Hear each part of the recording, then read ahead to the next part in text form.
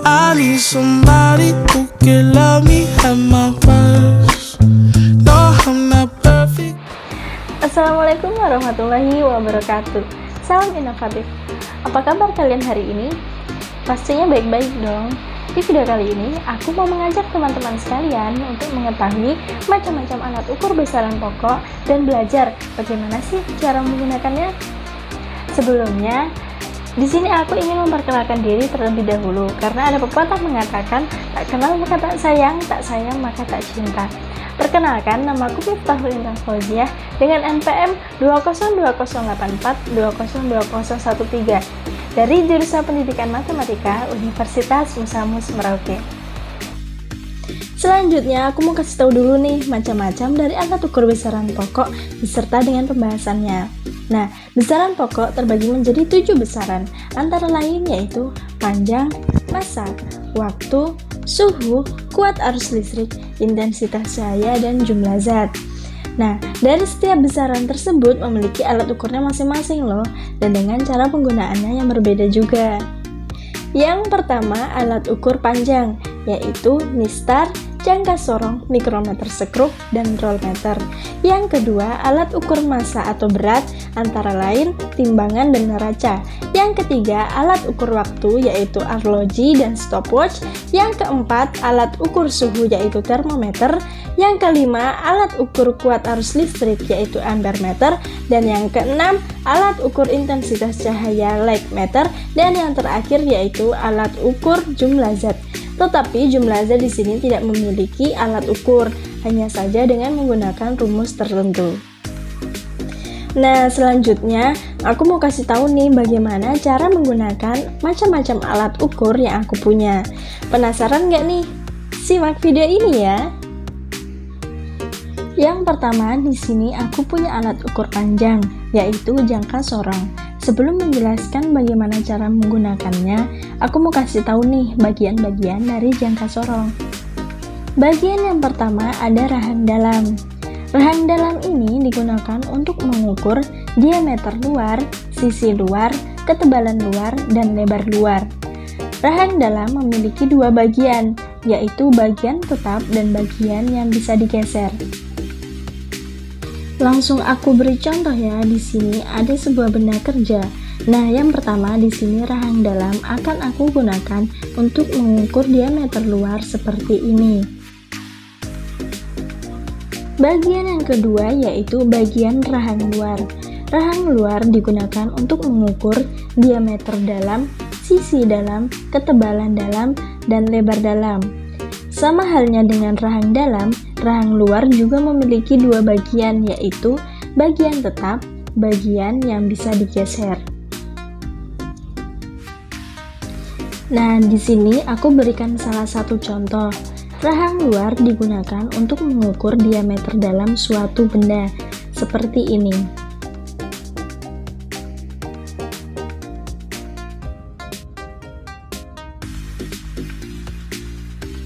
Kemudian bagian yang ketiga yaitu pengukur kedalaman.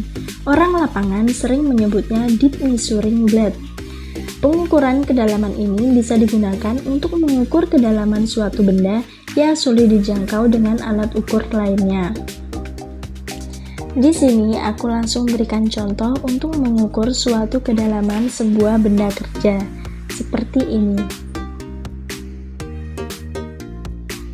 Selanjutnya, bagian yang keempat adalah skala utama yang digunakan untuk menentukan hasil pengukuran bagian bawah dengan skala milimeter dan bagian atas dengan skala inci.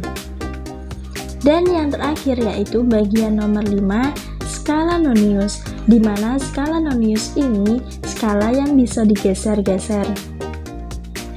Nah, berikut tadi pembahasan tentang nama bagian-bagian dari jangka sorong. Berikutnya aku mau jelasin bagaimana sih cara membaca jangka sorong. Simak videonya ya. Hal yang harus diperhatikan sebelum kita menggunakan jangka sorong yaitu biasakan sebelum jangka sorong digunakan untuk dicek terlebih dahulu kondisinya dan kepresisiannya. Yang harus kita lakukan pertama, geser jangka sorong sampai rapat. pastikan nilai pengukuran tepat pada posisi 0, dan apabila didapatkan posisi 0 pada jangka sorong teman-teman tidak sejajar, maka aku sarankan jangka sorong teman-teman dilempar dan beli yang baru. Aku sarankan terlebih dahulu untuk membersihkan permukaan benda yang akan diukur sampai benar-benar tidak ada materialin yang akan mengurangi keakuratan hasil pengukuran. Setelah itu, lakukan pengukuran dengan menggeser jangka sorong sesuai dengan benda yang akan diukur. Contohnya seperti ini, mengukur diameter luar sebuah benda. Dan apabila dirasa sudah pas, mari kita lihat nilai pengukuran benda kerja tersebut.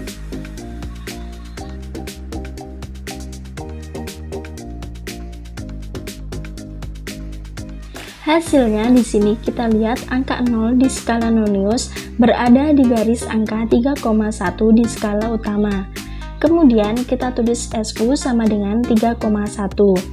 Kemudian kita cari garis yang paling sejajar berikutnya, di sini menunjukkan angka 0,05.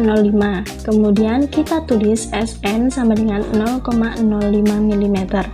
Jadi hasil pengukuran jangka sorong tersebut yaitu 3,1 ditambah 0,05 yaitu 3,15. Berikut tadi penjelasan mengenai bagaimana cara membaca jangka sorong. Mudah bukan? Selanjutnya yang kedua, di sini aku punya penggaris. Pasti teman-teman sudah familiar dengan benda ini kan? Mau tahu bagaimana cara menggunakannya? Check it out. Nah, jadi ini adalah alat ukur panjang yang bernama mistar. Mistar ini biasa digunakan di kalangan anak sekolahan karena mistar ini biasa digunakan untuk belajar ketika pelajaran matematika ataupun yang lainnya. Mistar ini memiliki skala terkecil yaitu sentimeter. Nah, berikut tadi penjelasan tentang bagaimana cara menggunakan penggaris atau mistar. Selanjutnya, yang ketiga di sini aku akan membahas tentang bagaimana cara menggunakan roll meter. Simak video ini ya. Jadi, alat ukur roll meter ini digunakan untuk mengukur suatu tempat atau benda yang cukup panjang sehingga tidak bisa menggunakan alat ukur panjang lainnya. Alat ukur ini memiliki satuan terkecil yaitu meter.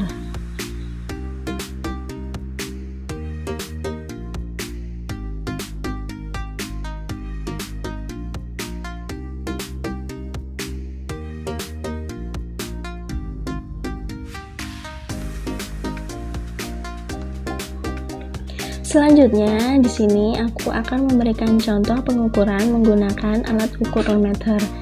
Di sini aku akan mengukur suatu meja yang tidak bisa diukur menggunakan jangka sorong maupun penggaris.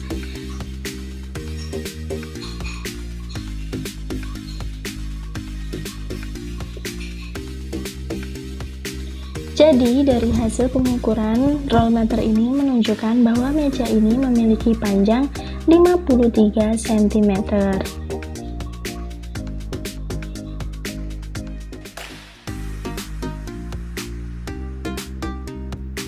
Nah, begitulah cara menggunakan alat ukur roll meter. Selanjutnya, yang keempat, di sini aku akan membahas tentang bagaimana sih cara menggunakan stopwatch. Begitu juga dengan bagian-bagian dari stopwatch. Simak video ini ya. Jadi, stopwatch ini digunakan untuk mengukur waktu. Biasanya, alat ukur ini digunakan di bidang olahraga untuk mengukur waktu seberapa cepat pelari sampai ke finish. Nah, stopwatch ini memiliki beberapa tombol. Yang pertama yaitu start, stop, yang ketiga reset, dan set lap. Selanjutnya di sini aku akan mencontohkan bagaimana cara penggunakannya. Yang pertama, kita tekan tombol start untuk memulai.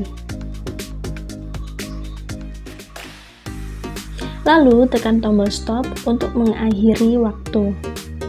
Setelah itu, kalau kita ingin menghapus waktu yang sudah tertera di situ, kita tinggal tekan tombol reset. Berikut tadi cara penggunaan alat ukur waktu yaitu stopwatch. Mudah bukan? Nah, selanjutnya di sini aku akan membahas tentang alat ukur massa atau berat. Di sini aku mempunyai dua macam alat ukur massa, yaitu timbangan beras dan timbangan berat badan manusia. Ingin tahu cara menggunakannya? Check it out. Jadi yang pertama di sini aku punya timbangan beras atau timbangan untuk bahan dapur lainnya. Timbangan ini memiliki satuan terkecil yaitu gram.